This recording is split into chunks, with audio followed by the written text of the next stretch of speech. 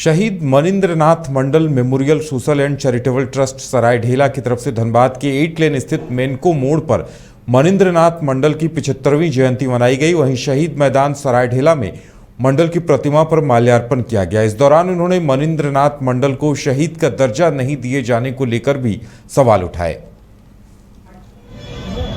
मनिंद्र मंडल जी एक जुझारू क्रांतिकारी और गरीब मजदूर नेता थे। इस क्षेत्र के नेतृत्व कर रहे थे। लोगों का विश्वास उन पर इतना ज़्यादा था कि हम समझ नहीं सकते, बोल भी नहीं सकते हैं कि उनके जीवन काल में उन्होंने सदैव गरीब मजदूर किसान नौजवानों के लिए सदैव लड़ा है, लड़ते थे। और वो उनका यहाँ पे माफिया द्वारा उनका हत्या कर दी गई। मगर उनका नेतृत्व, उन्होंने जिस पार्टी का नेतृत्व कर रहा था उस पार्टी का कई बार सरकार इस राज्य में आया, मगर आज तक उस ऐसे शहीद को आज तक शहीद का दर्जा नहीं दिया गया।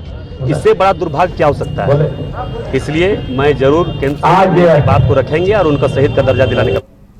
पिछले 11 अगस्त को आदिवासी समाज से आने वाले सिपाही चौहान हेम्ब्रम की हत्या शाहिद अंसारी ने कर दी थी और कैदी की सुरक्षा के लिए, कैदी की निगरानी के लिए चौहान हेम्ब्रम को तैनात किया गया था। लेकिन शाहिद अंसारी जो खुद दुष्कर्म और हत्या का आरोपी था, उसने सिपाही की हत्या कर खुद वो फरार हो गया। अब इस पूरे मामले ने तूल पकड़ लिया है। बीजेपी ने कहा है कि आखिर जब बाबूलाल मरांडी और असम के सीएम हिमंता बिस्वा शर्मा बेंगाबाद उनके आवास पर मिलने पहुंचे तो उन्हें सुबह सुबह क्यों वहां से हटा लिया गया था।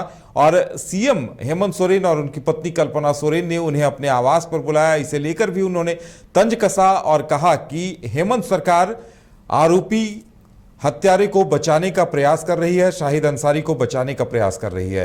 क्या कुछ कहा गया है नेता प्रतिपक्ष अमर बावरी की तरफ से, इस मामले पर सुनाते हैं हम आपको। जोहार। अभी झारखंड के सरकार के सूचना विभाग आईपीआरडी के द्वारा एक सूचना जारी की गई है कि माननीय मुख्यमंत्री जी और माननीय विधायक गांडे कल्पना सोरेन जी विगत दिनों एक हत्या आरोपी कैदी नौशाद अंसारी जो इलाज में था और हजारीबाग के अस्पताल में एक हवलदार चौहान हेम्ब्रम के निगरानी में था और रात के अंधेरे रात में उनके सोए होने का फायदा उठा करके उस नौशाद अंसारी ने उनकी हत्या कर दी थी। यह 11 तारीख की घटना है और आज हम लोग 17 तारीख को ये बात कर रहे हैं। मुख्यमंत्री जी और उनकी धर्मपत्नी जी ने आज उस परिवार से मिलने का काम किया है। मैं आपको बताना चाहता हूं कि हमारे प्रदेश अध्यक्ष बाबूलाल मरांडी जी अपने आसाम प्रदेश के मुख्यमंत्री और सह प्रभारी झारखंड के चुनाव के श्रीमान हिमंता बिस्वा शर्मा जी ने जब इस घटना को सुना और जब उन्होंने इसकी संवेदना को जानकारी लिया, इतने विभत्स घटना हुई है, इतना गंभीर मामला है और अभी तक कोई भी सरकार का मुख्यमंत्री ना उनके विधायक इस पीड़ित परिवार से मिलने के लिए गए। और उन्होंने कल जब कार्यक्रम बनाया इस पीड़ित परिवार से मिलने का, गांडे जाकर के, बेंगाबाद जाकर के, तो प्रशासन हलचल मच गई। मुझे लगता है कि मुख्यमंत्री जी के कहने पर उनके परिवार के सदस्यों को आधी रात में उठा करके आज यहां मिलवाने का काम किया गया है। इस बीच में अपने दोनों ही नेता वहां उनके घर गए थे जहां उनकी माता जी से मुलाकात हुई थी। मेरा 4 प्रश्न है। आपने जो घोषणाएं की है इस शहीद के परिवार के लिए, जो रुपयों का घोषणा किया है, जो आप बताए हैं, ये सारा पैसा उनका कमाया हुआ है। 50 लाख रुपए तक का जो पैसा मिलना है वो एसबीआई और भारत सरकार की तरफ से जो एक एग्रीमेंट है उसके माध्यम से मिलना है। बाकी पीएफ पीएफ उनके कमाया, चौहान हेम्ब्रम के कमाए हुए पैसे को ही आपने एक पैकेज बना करके बड़ा पैसा आप 1 करोड़ समथिंग उनको दे रहे हैं। सरकार के रूप में आपने क्या दिया? शहीद परिवार को? पहला प्रश्न। ये तो रूटीन में कोई भी डेथ होता है, कोई भी किसी की देहांत होती है तो ये पैसा उनको मिलता है। आपने, सरकार ने क्या दिया? पहला प्रश्न। दूसरा, रात के अंधेरे में उनको यहां लाने की क्या जरूरत थी?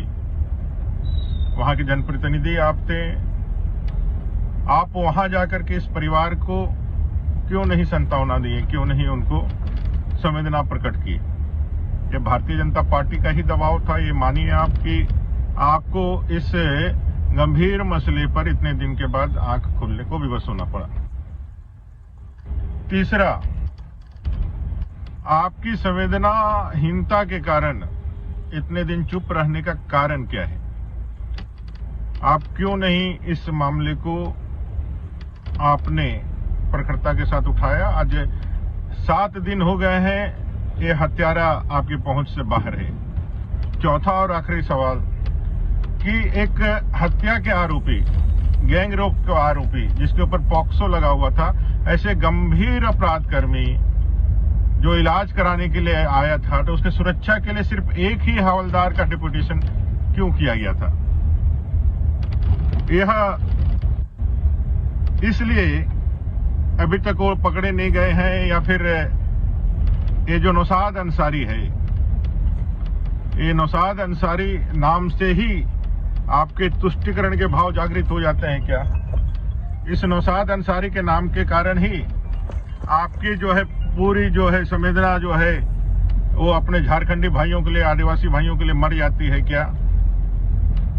7 दिन हो गए, एक अपराधी को अभी आप पकड़ नहीं पाए हैं, आप उनको अभी तक कानून के चंगुल में नहीं ला पाए हैं। यह तुष्टिकरण के तरफ ही इशारा करता है।